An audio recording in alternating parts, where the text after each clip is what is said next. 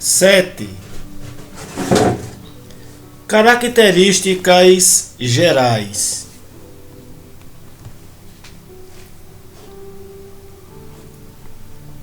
A sintomatologia da histeria tem uma série de características gerais. Vamos agora à segunda parte da leitura do livro de Freud. Iremos ler sobre a sintomatologia da histeria, que tem uma série de características gerais. Conhecer as características é importante tanto para o diagnóstico quanto para a compreensão da histeria. As manifestações histéricas têm preferentemente a característica de serem exageradas.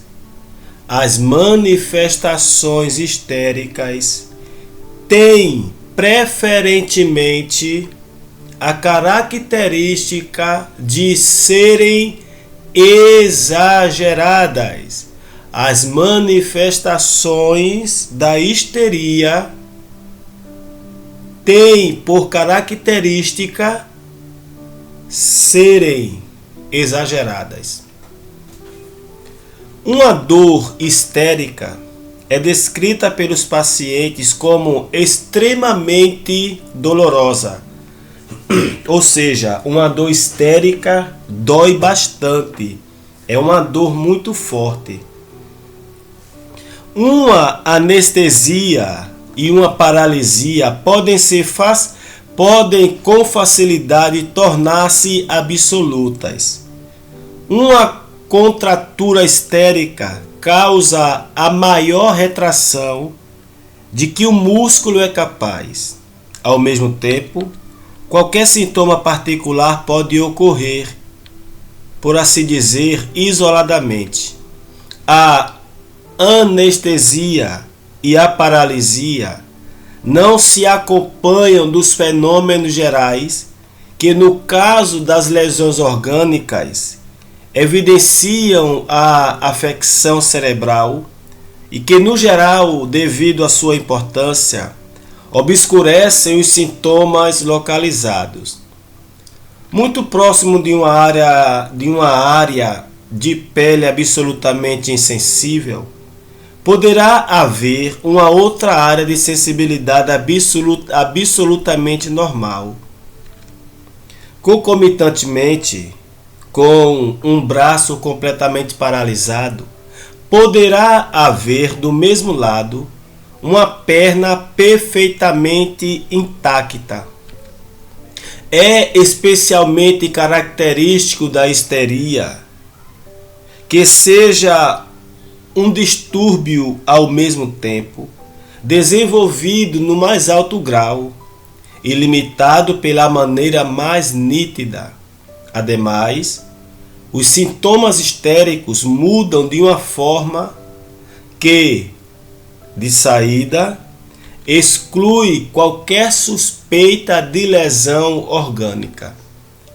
Essa mutabilidade dos sintomas realiza-se ou espontaneamente, por exemplo, depois de ataques convulsivos, que muitas vezes alteram a distribuição da paralisia e da anestesia ou as interrompem, ou por influência artificial dos chamados métodos estesiogênicos, tais como a eletricidade, a aplicação de metais, o emprego de irritantes cutâneos, ímãs, etc.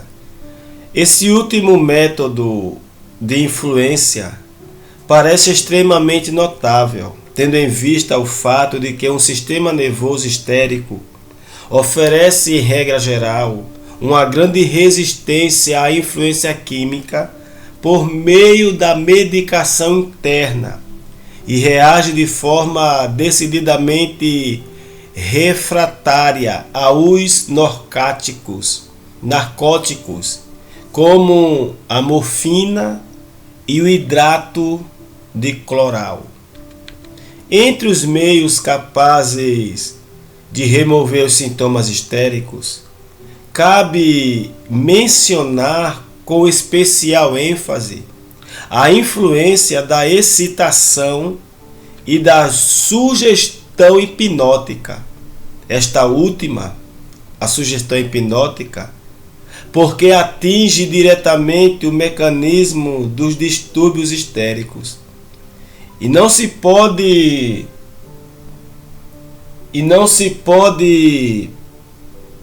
suspeitar que produza nenhum outro efeito além dos efeitos químicos. Quando os sintomas histéricos mudam, algumas características marcantes entram em jogo. Pelo uso de métodos anestesiogênicos, é possível transferir uma anestesia, uma paralisia, uma contratura, um tremor, etc., para a área simétrica da outra metade do corpo, enquanto a área originalmente afetada se normaliza. Desse modo, a histeria fornece provas da relação simétrica, havendo ademais indícios de que tal relação desempenha um papel também nos estados fisiológicos, tais como, em geral, as neuroses não criam nada de novo, mas simplesmente desenvolvem e exageram as relações fisiológicas. Uma outra característica muito importante dos distúrbios histéricos é que estes, de modo algum, representam uma cópia das condições anatômicas do sistema nervoso. Pode-se dizer que a histeria é tão ignorante da ciência da estrutura do sistema nervoso como nós o somos antes de tê-la aprendido. Os sintomas de afecção orgânicas, como se sabe, refletem a anatomia do órgão central e são as fontes mais fidedignas de nosso conhecimento a respeito dele.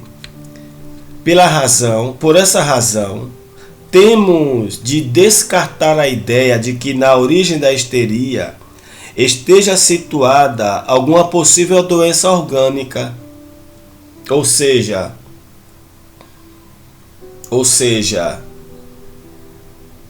na origem da histeria não está a doença orgânica. E não devemos apelar para as influências vasomotoras, espasmos vasculares, como causa dos distúrbios histéricos. Um espasmo vascular é, em essência, uma modificação orgânica, cujo efeito é determinado pelas condições anatômicas. Difere da embolia, por exemplo, somente pelo fato de que não produz nenhuma alteração permanente. Juntamente com os sintomas físicos da histeria, pode-se observar que toda uma série de distúrbios psíquicos, juntamente com os sintomas físicos da histeria, pode-se observar toda uma série de distúrbios psíquicos, nos quais futuramente serão, sem dúvida, encontradas as modificações características da histeria, mas cuja análise até o momento mal começou. Esses distúrbios psíquicos São alterações no curso e na associação de ideias, inibições da atividade da vontade, exagero e repressão dos sentimentos, etc., que podem ser resumidos como alterações na distribuição normal, no sistema nervoso, das quantidades estáveis de excitação. Uma psicose, no sentido psiquiátrico do termo, não faz parte da histeria, ainda que possa desenvolver-se sobre a base do estado histérico. Nesse caso, devendo ser considerada uma complicação. Aquilo que popularmente se descreve como temperamento histérico, instabilidade da vontade, alterações do humor, aumento da excitabilidade com diminuição de todos os sentimentos altruísticos, pode estar presente na histeria, mas não é absolutamente necessário para seu diagnóstico. Existem casos graves de histerianos, quase está inteiramente ausente uma alteração psíquica desse tipo. Muitos dos pacientes que pertencem a essa classe encontram-se entre as pessoas mais amáveis e inteligentes, de vontade muito forte, que percebem nitidamente sua doença como algo alheio à sua natureza. Os sintomas psíquicos têm sua significação dentro do quadro total da histeria, mas não são mais constantes do que os diferentes sintomas físicos, os estigmas. Por outro lado, as modificações psíquicas, que devem ser assinaladas como o fundamento do estado histérico, ocorrem inteiramente na esfera da atividade cerebral inconsciente automática. Talvez ainda se possa acentuar que na histeria, como em todas as neuroses, aumenta a influência dos processos psíquicos sobre os processos físicos do organismo e que os pacientes histéricos funcionam com um excesso de excitação do sistema nervoso. Excesso que se manifesta ora como inibidor, ora como irritante, deslocando-se com grande mobilidade dentro do sistema nervoso. A histeria deve ser considerada como um estado, uma diatese nervosa que eclode de tempos em tempos. A etiologia dos status histéricos deve ser buscada inteiramente na hereditariedade. Os histéricos sempre têm uma disposição hereditária para perturbações da atividade nervosa. Eu vou repetir esse parágrafo porque eu achei ele muito interessante. Muito interessante eu achei. Os histéricos, as pessoas que sofrem de histeria, têm sempre uma disposição hereditária para perturbações da atividade nervosa. Ou seja, a histeria é resultado da hereditariedade. Entre seus parentes são encontrados epiléticos, doentes mentais, analfabéticos, etc. A transmissão hereditária direta da histeria também é constatada. Percebeu? Vou repetir. Esse aqui.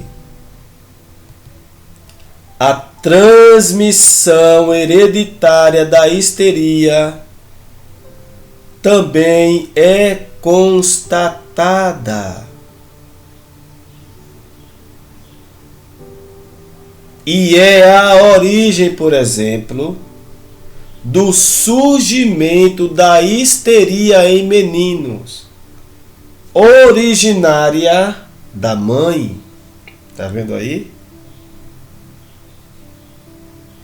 Comparados com o fator da hereditariedade, todos os outros fatores situam-se em lugar secundário e assumem o papel de causas incidentais,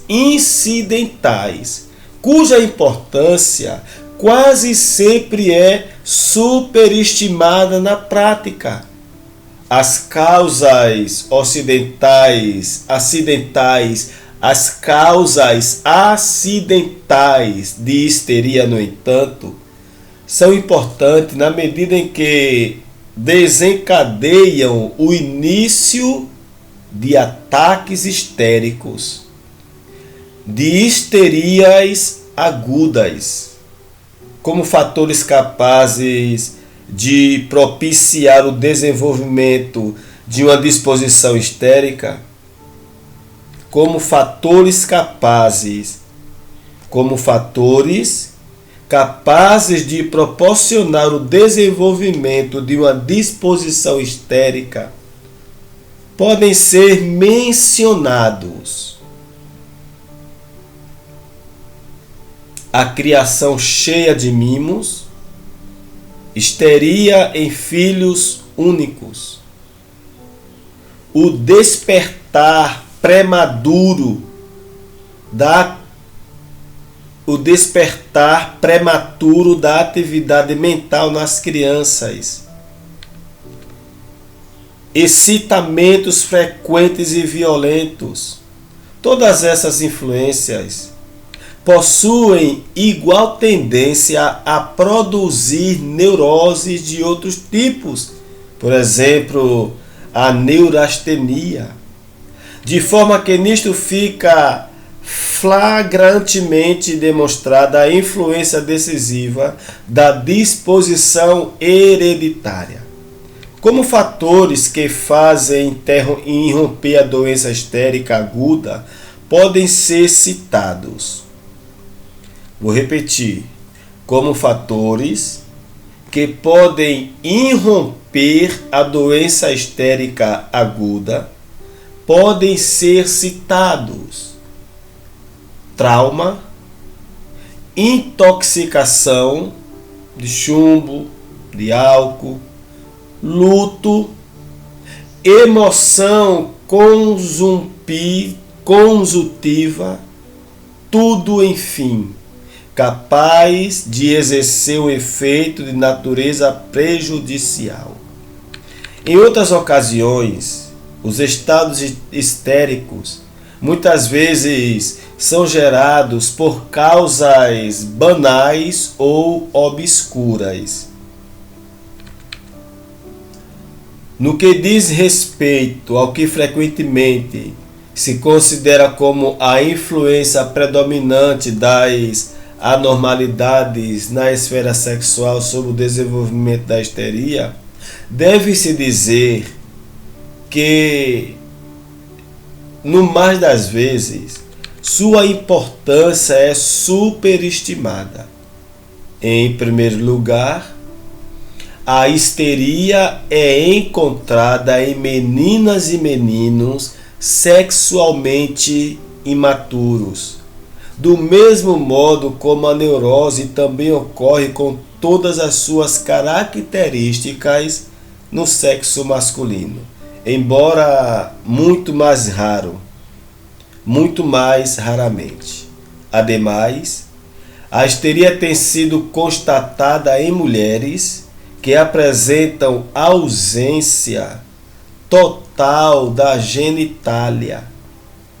E todo médico deve ter verificado numerosos casos de histeria em mulheres cujos genitais não mostravam absolutamente nenhuma alteração anatômica. Do mesmo modo, em contrapartida, a maioria das mulheres com doenças dos órgãos genitais não sofre de histeria. Entretanto, tende-se a admitir que as condições funcionalmente relacionadas à vida sexual desempenham um papel importante na etiologia da histeria, assim como na de todas as neuroses.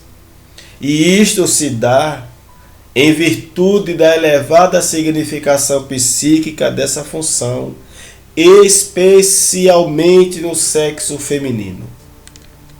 O trauma é uma causa incidental frequente na doença histérica em dois sentidos. Primeiro,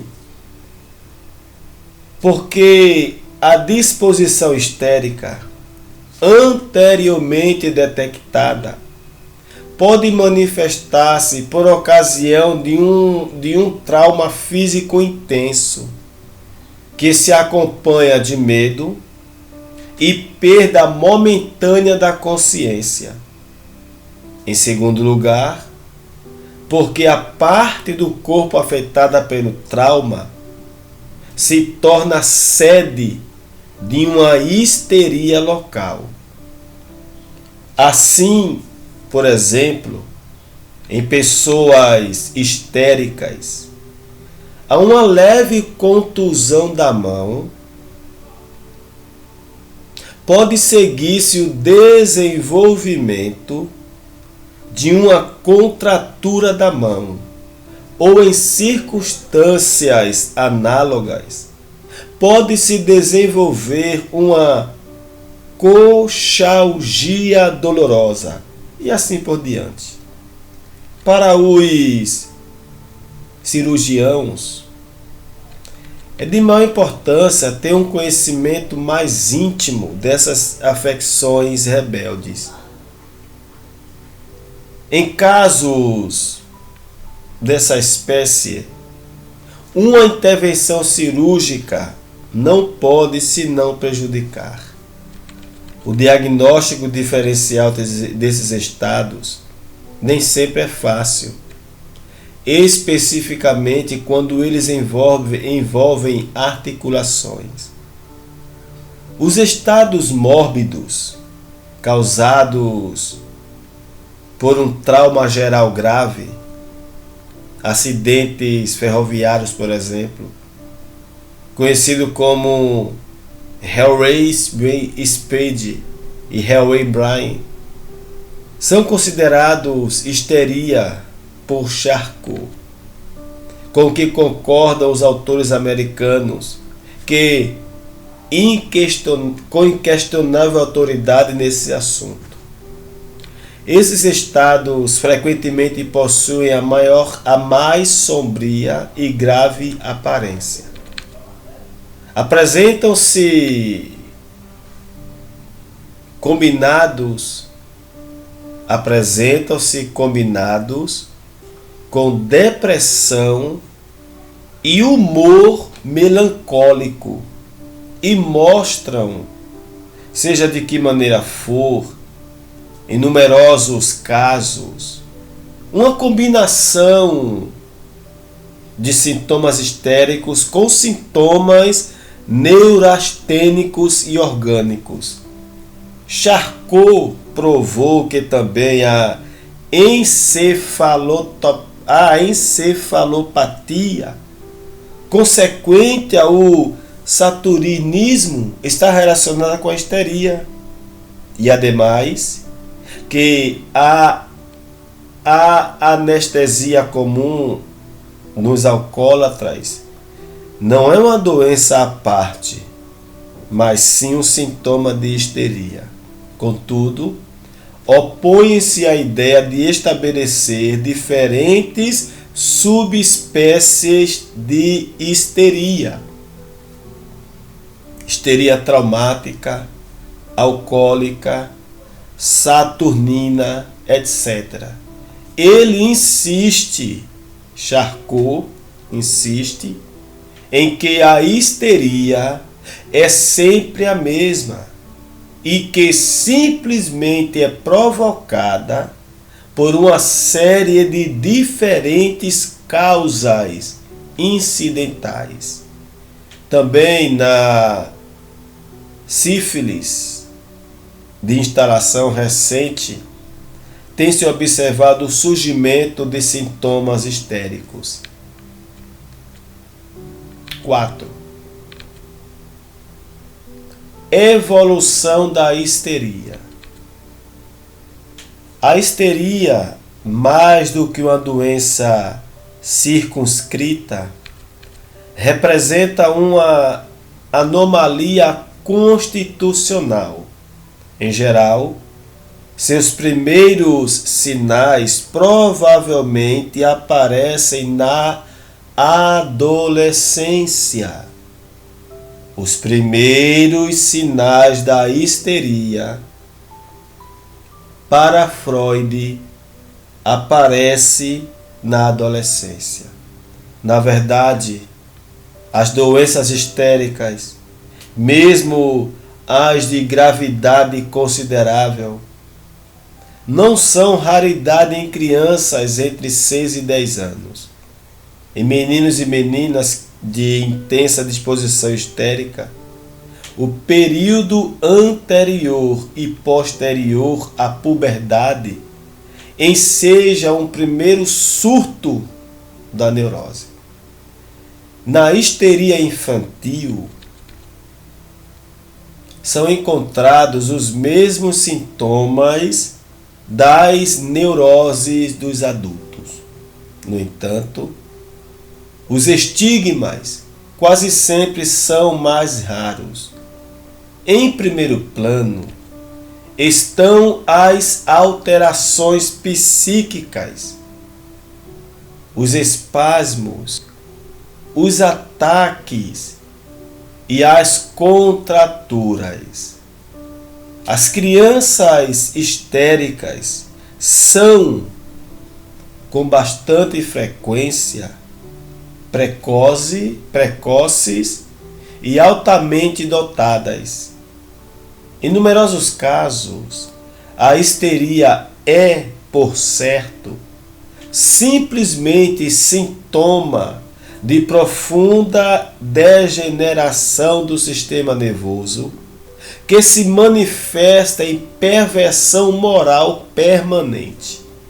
Conforme se sabe, a juventude dos 15 anos em diante é o período no qual a neurose histérica, na maioria das vezes, se torna ativa em pessoas do sexo feminino. Vou repetir. Conforme se sabe, a juventude dos 15 anos em diante é o período no qual a neurose histérica, na maioria das vezes, se mostra ativa em pessoas do sexo feminino. Dos 15 anos em diante, a neurose histérica, na maioria das vezes, se mostra ativa em pessoas do sexo feminino.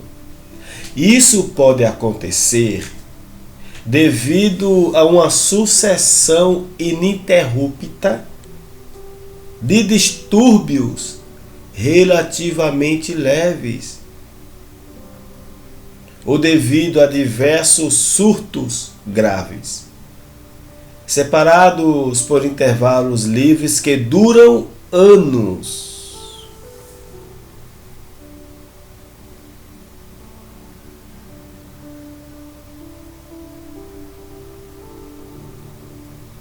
Em geral, os primeiros anos de um casamento feliz interrompem a doença.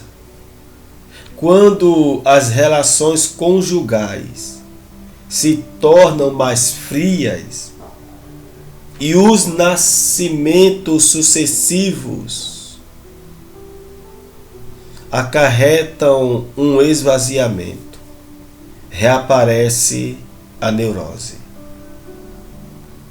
Nas mulheres com mais de 40 anos, a doença geralmente não apresenta novos fenômenos, mas os antigos sintomas podem persistir. E até mesmo numa idade avançada, a doença pode intensificar-se diante de provocações fortes. Os homens em idade juvenil parecem particularmente suscetíveis à histeria devido a trauma e intoxicação. A histeria masculina tem a aparência de uma doença grave. Os sintomas que produz são quase sempre pertinazes. A doença, a histeria, em homens, de vez que tem a importância maior de provocar uma interrupção do trabalho, tem também maior importância prática. Também existe algo de característico a respeito do rumo que tomam os diferentes sintomas histéricos, como as contraturas, as paralisias, etc. Em alguns casos, os sintomas isolados desaparecem espontaneamente com grande rapidez e dão lugar a outros igualmente transitórios. Em outros casos, todos os fenômenos estão dominados por grande fixidez. As contraturas e paralisias muitas vezes podem durar anos e depois desaparecer inesperada e subitamente. De modo geral, não há limite para a curabilidade dos distúrbios histéricos. É característico de uma função acometida de distúrbios, depois de estar interrompida durante anos, ser de repente restaurada em sua totalidade. Por outro lado, a evolução dos distúrbios histéricos muitas vezes exige uma espécie de incubação, ou melhor, um período de latência, durante o qual a causa desencadeante continua atuando no inconsciente. Assim, é raro que uma paralisia histérica apareça imediatamente depois de um trauma. As pessoas envolvidas num acidente de trem, por exemplo, são totalmente capazes de movimentar-se após o trauma e vão para casa aparentemente incólumes. Somente alguns dias ou semanas depois é que se produzem os fenômenos que levam a conjectura de uma concussão da medula. Assim, também a recuperação que se opera bruscamente requer em geral um período de diversos dias para se desenvolver. Em todo caso, pode-se afirmar que a histeria nunca constitui grave risco de vida, mesmo nas suas manifestações mais ameaçadoras. Além disso, nos próprios casos mais prolongados de histeria, preservam-se uma completa clareza intelectual e uma capacidade até para realizações não corriqueiras. A histeria pode estar combinada com muitas outras doenças nervosas, neuróticas e orgânicas. E tais casos oferecem grandes dificuldades à análise. A mais comum é a combinação da histeria com a neurastenia. Isto ocorre quando se tornam neurastênicas as pessoas cuja disposição histérica está quase esgotada, ou quando impressões agravantes desencadeiam ambas as neuroses simultaneamente. Infelizmente, a maioria dos médicos ainda não aprendeu a fazer a distinção entre essas duas neuroses. Essa combinação é encontrada com muita frequência em homens histéricos. O sistema nervoso masculino tem uma disposição tão preponderante para a neurastenia como o feminino para a histeria. Além disso, também é superestimada a frequência da histeria feminina. A maioria das mulheres que os médicos supõem sejam histéricas são, estritamente falando, apenas neurastênicas. Ademais, a histeria local pode acompanhar doenças locais de órgãos isolados. Uma articulação que está realmente micótica pode se tornar sede de artralgia histérica. Um estômago com afecção catarral pode originar vômitos histéricos, globos histéricos e anestesia ou hiperestesia da mucosa do epigástrio. Nesses casos, a doença orgânica torna-se causa eventual da neurose. As doenças febris geralmente interrompem o desenvolvimento da neurose histérica.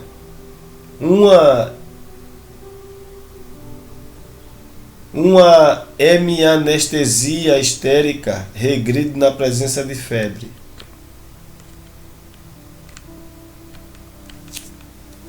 Tratamento da neurose. Esse ponto dificilmente pode ser abordado em poucas palavras.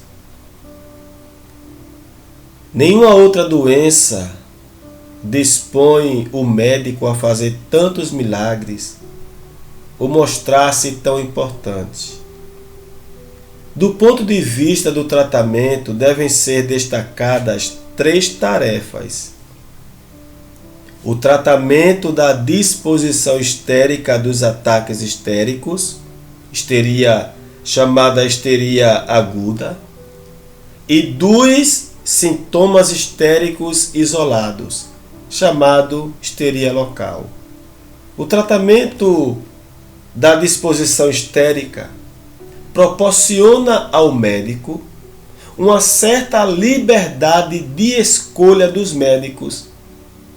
A disposição não pode ser eliminada, mas podem-se instituir medidas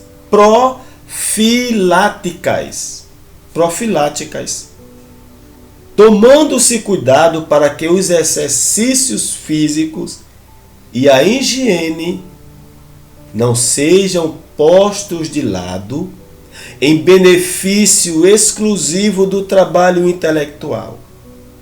Pode-se aconselhar a não sobrecarregar de esforços o sistema nervoso. Pode-se tratar a anemia ou a clorose, que parecem emprestar um apoio especial à tendência à neurose. Por fim, pode-se não levar em conta a importância dos sintomas histéricos benignos. Deve-se ter a cautela de não revelar com demasiada clareza o interesse na qualidade do médico por sintomas histéricos de pouca gravidade, a fim de não incentivá-los. O trabalho intelectual sério, ainda que árduo, raramente causa histeria, embora, por outro lado, esse reparo crítico possa ser endereçado à educação das melhores classes da sociedade, que se empenha pelo cultivo exagerado do sentimento e da sensibilidade. Nesse sentido, os métodos das gerações anteriores de médicos que travavam as manifestações histéricas nos jovens, como que tratavam as manifestações histéricas nos jovens como má criação e fraqueza da vontade, e os ameaçavam com castigos. Não eram métodos ruins, ainda que dificilmente estivessem baseados em concepções corretas. No tratamento da neurose em crianças, a proibição autoritária pode conseguir mais resultado do que qualquer outro método. Na verdade, esse tipo de tratamento não teve êxito algum quando aplicado à histeria de adultos ou a casos graves. No tratamento de histerias agudas, nas quais a neurose constantemente produz fenômenos novos, o trabalho do médico é penoso. É fácil cometer erros e os êxitos são raros. A primeira condição para uma intervenção bem-sucedida consiste quase sempre em remover o paciente de suas condições habituais e isolá-lo do círculo em que ocorreu o ataque. Essas medidas não são por si mesmas benéficas, mas possibilita uma estrita observação médica e permitem ao médico dedicar ao paciente uma atenção cuidadosa, sem a qual jamais terá êxito no tratamento da histeria.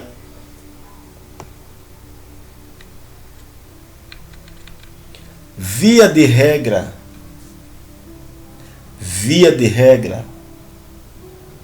um homem histérico ou uma mulher histérica não constitui um único membro neurótico do círculo familiar.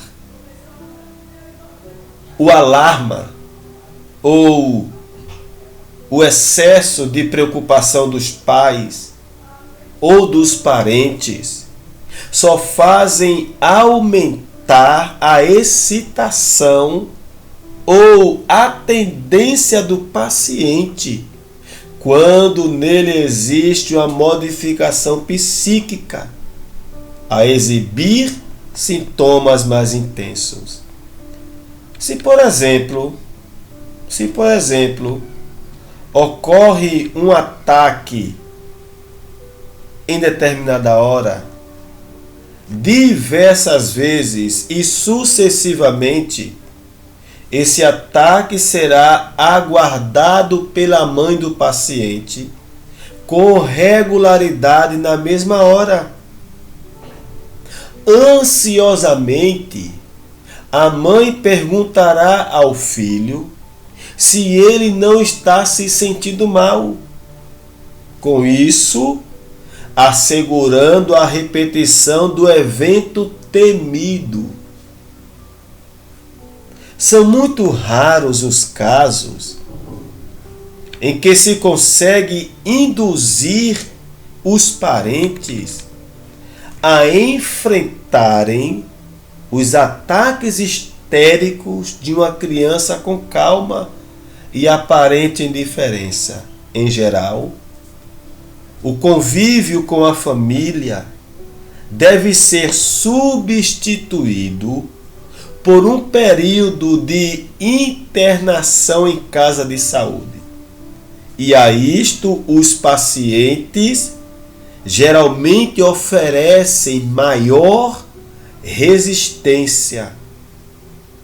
E a esse internamento, os parentes geralmente oferecem maior resistência do que os próprios pacientes. No sanatório, as percepções deformadas do paciente diante da segurança amável e animadora do médico e sua convicção, que logo se transferem para o paciente, revelam que a neurose não é perigosa e pode ser curada rapidamente. A evitação de toda excitação emocional que possa contribuir para um ataque histérico, a aplicação de todo tipo de tratamento revigorantes, como massagem, faradição geral, hidroterapia, são todas essas influências. Constata-se que as mais graves histerias agudas, que causam ao paciente um total colapso físico e moral, dão lugar à saúde no decorrer de alguns meses. Nestes últimos anos, a chamada cura de repouso conquistou a elevada e merecida reputação como método do tratamento da histeria em instituições. Ela consiste numa combinação de isolamento em absoluta tranquilidade, com aplicação sistemática de massagens e faradição geral. Esse tratamento tem extraordinário valor na histeria, como a feliz combinação de tratamento moral e da melhora do estado geral da nutrição do paciente. Não deve ser considerado, contudo, como algo sistematicamente completo em si mesmo. O isolamento, em especial, e a influência do médico permanecem sendo os agentes principais. E juntamente com a mensagem, com a massagem e a eletricidade, os outros métodos terapêuticos não devem ser negligenciados. O melhor esquema consiste em, após 4 a 8 semanas de repouso no leito, aplicar hidroterapia e ginástica, assim como encorajar a ampla movimentação. No caso de outras neuroses, como por exemplo a neurastenia, o êxito do tratamento é muito menos seguro. Baseia-se apenas no valor da alimentação abundante, na medida em que isto é possível a um aparelho digestivo neurastênico, e no valor do repouso. Na histeria, o sucesso muitas vezes é extraordinário e permanente a esse tipo de tratamento. O tratamento dos sintomas histéricos isolados não oferece nenhuma perspectiva de êxito enquanto persiste a histeria aguda. Os sintomas eliminados reaparecem e são substituídos por outros novos. No final, ambos, médico e paciente, se fatigam. A situação é diferente, contudo, quando os sintomas histéricos representam um resíduo da histeria aguda que findou seu curso, ou quando aparece uma histeria crônica devido a alguma causa excitante especial, como localizações da neurose. Em princípio, nesses casos, desaconselha-se a medicação interna, como também devem ser evitadas as drogas narcóticas. Prescrever uma droga narcótica em caso de histeria aguda não passa de um grave erro técnico. No caso de histeria local e resistente, nem sempre é possível evitar os medicamentos internos, mas não se pode confiar em seu efeito. Este, às vezes, surge com rapidez mágica, às vezes não surge de modo algum e parece depender da autossugestão do paciente ou da sua crença na sua eficácia. Ademais, podemos escolher entre iniciar o tratamento direto ou o tratamento indireto da doença histérica. Este último consiste em negligenciar o problema local e visar uma influência geral sobre o sistema nervoso, no decorrer da qual utilizamos vida ao ar livre, hidroterapia, eletricidade, de preferência mediante o tratamento com alta tensão, e procuramos melhorar o sangue por meio de arsenicais e medicação ferrosa. Temos ainda no uso do tratamento indireto que considerar a remoção de fontes de estímulos, caso exista alguma de natureza física. Assim, por exemplo, os espasmos gástricos histéricos podem ter sua origem num catarro gástrico benigno, ao passo que uma área eritematosa na laringe ou uma tumefação nos cornetos pode originar uma persistente tosse histérica.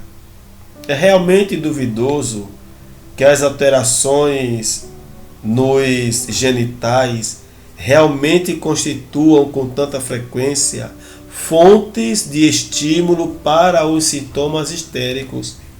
Tais casos devem ser examinados com maior senso crítico.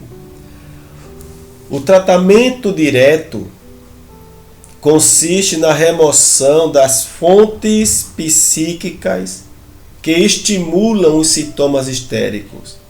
E isto se torna compreensível se buscarmos as causas da histeria na vida ideativa inconsciente. Consiste em dar ao paciente, sob hipnose, uma sugestão que contém a eliminação do distúrbio em sua causa. Assim, por exemplo, curamos uma tosse nervosa histérica, fazendo pressão sobre a laringe do paciente hipnotizado, assegurando-lhe que foi removido o estímulo que o fez tossir. Ou curamos uma paralisia do braço, compelindo o paciente, sob hipnose, a mover o membro paralisado parte por parte. O efeito até se torna maior se adotarmos um método posto em prática pela primeira vez por Joseph Breuer, em Viena, e fizermos o paciente, sob hipnose, remontar a pré-história psíquica da doença. Breuer colocava a pessoa sobre hipnose e fazia ela lembrar de todo o episódio, compelindo-o a reconhecer a ocasião psíquica em que se originou o referido distúrbio. Esse método de tratamento é novo, mas produz curas bem-sucedidas. Por outros meios não são alcançadas. É o método mais apropriado para a histeria, ou seja, a histeria, a princípio, no início, era tratada através da hipnose. Quem deu início? O médico Breuer. É o método mais apropriado, a hipnose, é o método mais apropriado para a histeria, justamente porque imita o mecanismo da origem e da cessação desses distúrbios histéricos. Isso porque muitos sintomas histéricos que resistiram a todos os tratamentos desaparecem espontaneamente sob a influência de um motivo psíquico suficiente. Por exemplo, uma paralisia da mão direita desaparecerá se numa discussão o paciente sentir o ímpeto de dar um murro no ouvido do adversário, ou sob a influência de alguma excitação moral, de um susto, ou de uma expectativa, por exemplo, um local de peregrinação, ou por fim, quando há uma drástica alteração das excitações do sistema nervoso, após um ataque convulsivo. O tratamento psíquico direto dos sintomas histéricos ainda será considerado o melhor no dia em que o atendimento da sugestão tiver penetrado mais profundamente nos círculos médicos. Então, como era tratada a histeria no começo, no princípio, O tratamento da histeria era através da hipnose e sugestão. Ou seja, Breuer, um médico em Viena, trabalhou com Freud. Ele hipnotizava as pessoas e dava a ela sugestão. O tratamento psíquico direto dos sintomas histéricos ainda será considerado o melhor no dia em que o entendimento da sugestão tiver penetrado mais profundamente nos círculos médicos. Atualmente, não se pode decidir com certeza até que ponto a influência psíquica desempenha um papel em alguns outros tratamentos aparentemente físicos. Olha que coisa, né? Não se sabe atualmente não se pode decidir com certeza até que ponto a influência psíquica, a sugestão, desempenha um papel em alguns outros tratamentos aparentemente físicos. Assim, por exemplo, as contraturas podem ser curadas quando se consegue efetuar um transfert por meio de um ímã. Repetindo-se os transferts, a contratura torna-se mais débil e, afinal, desaparece.